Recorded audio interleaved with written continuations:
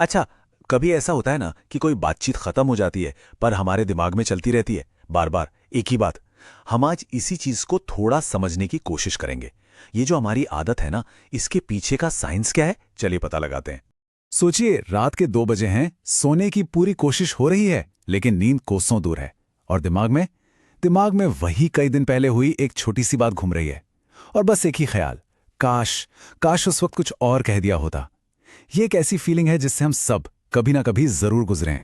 तो अक्सर हम इस आदत को क्या नाम देते हैं? ओवरथिंकिंग या शायद सोशल एंजाइटी, यही कहते हैं ना। पर साइकोलॉजी की दुनिया में इसे एक बिल्कुल अलग ही एंगल से देखा जाता है। क्या हो अगर मैं कहूं कि ये कोई कमी नहीं, बल्कि हमारे दिमाग का खुद को बचाने का एक तरीका हो, एक तरह का प्रोटेक्टिव मैकेनिज्म।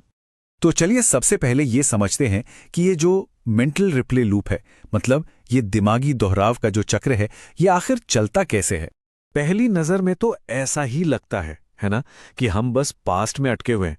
लेकिन सच तो यह है कि हमारा दिमाग असल में कुछ और ही करने में लगा है। उसे लगता है कि वो एक प्रॉब्लम सॉल्व कर रहा है। ये उसकी एक कोशिश है, एक अनप्रेडिक्टेबल सी दुनिया में थोड़ा कंट्रोल पाने की। वो पुरानी बात को बार बार चलाकर उसे सुलझाने की कोशिश कर रहा होता है। बिल्कुल, हमारा दिमाग एक मशीन जैसा ही तो है। एक ऐसी मशीन जो हर चीज नोटिस करती है। पैटर्न क्या है, कहाँ गलती हुई, सोशल क्यूज क्या थे, सब कुछ। और ये मशीन तब तक ऑफ नहीं होती जब तक उसे तसल्ली ना हो जाए कि सारा डेटा, सारी इंफॉर्मेशन ठीक से प्रोसेस हो गई है। और बस इसी वजह से वो लूप चलता रहता है। तो इस पूरे मेंटल लूप के पीछे सबसे बड़ा साइकोलॉजिकल कारण क्या हो सकता है? चलिए इसी पर बात करते हैं। इस कॉन्सेप्ट को कहते हैं ज़ाइगार्निक इफेक्ट। ये नाम आया है साइकोलॉजिस्ट ब्लूमा ज़ाइगार्निक के नाम से, जिन्होंने ये खोजा था कि हमारा दिमाग उन कामों को ज्यादा याद रखता है जो पूरे हो चुके हैं, उनके मुकाबले जो अधूरे रह गए। ये हमारे दिमाग की, आप कह सकते हैं, एक तरह की वायरिंग ही है। तो अब सोचिए, कोई ऐसी बातचीत जिसमें लगा कि अपनी बात ठीक से कह नहीं पाए या सामने वाले ने गलत समझ लिया, वो हमारे दिमाग के लिए एक अधूरे काम जैसी हो जाती है, एक ओपन लूप। और दिमाग को क्लोजर चाहिए, उसे उस लूप को बंद करना है, और इसीलिए वो उसे बार बार हमारे सामने लाता रहता है। लेकिन बात सिर्फ ज़ाइगार्निक इफेक्ट तक ही सीमित नहीं है। इसके पीछे और भी कई चीजें काम कर रही होती हैं। चलिए ऐसे ही 4 और मेंटल मैकेनिज्म्स को देखते हैं जो इसमें अपना रोल प्ले करते हैं। अच्छा, तो एक एक करके इनको समझते हैं। पहला है प्रिडिक्टिव सिमुलेशन, मतलब दिमाग भविष्य की तैयारी के लिए पुराने सीन को फिर से प्ले करता है ताकि अगली बार हम बेहतर परफॉर्म कर सकें। दूसरा है कॉग्निटिव ओवरलोड।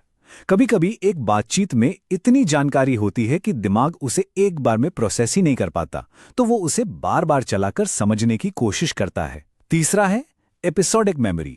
ये सिर्फ याद करना नहीं है, ये उस पल को फिर से जीना है, बिल्कुल वैसा का वैसा। और चौथा, मूड रिट्रीवल, मतलब हमारा आज का मूड, जैसे अगर हम दुखी हैं तो वो अपने जैसी ही पुरानी दुखी यादों को खींच कर ले आता है। साइकोलॉजिस्ट एंडल टुल्विंग ने एपिसोडिक मेमोरी के बारे में एक बड़ी कमाल की बात कही है। वो कहते हैं, the tier of time is in a loop mood. मतलब इसके जरिए हम सिर्फ याद नहीं करते, हम उस पल को दोबारा जीते हैं, महसूस करते हैं। ऐसा लगता है जैसे टाइम एक लूप में घूम गया हो। और शायद यही वजह है कि वो पुरानी बातें हमें इतनी ज्यादा असली और ताज़ा लगती हैं। तो ठीक है, हमने ये तो समझ लिया कि ये लूप क्यों और कैसे चलता है, पर अब सवाल यह है कि इसका करें क्या। चलिए अब इस पर बात करते हैं कि कैसे इस चक्र को एक कमजोरी नहीं बल्कि एक ताकत में बदला जा सकता है। देखिए, सबसे जरूरी बात यह है कि हमारा मकसद सोचना बंद करना नहीं है, दिमाग को शट डाउन नहीं करना है। ये जो एनालिटिकल माइंड है ना, ये एक अच्छी चीज है। हमारा असल गोल तो बस इस पैटर्न को समझना है, इसके बारे में अवेयर होना है।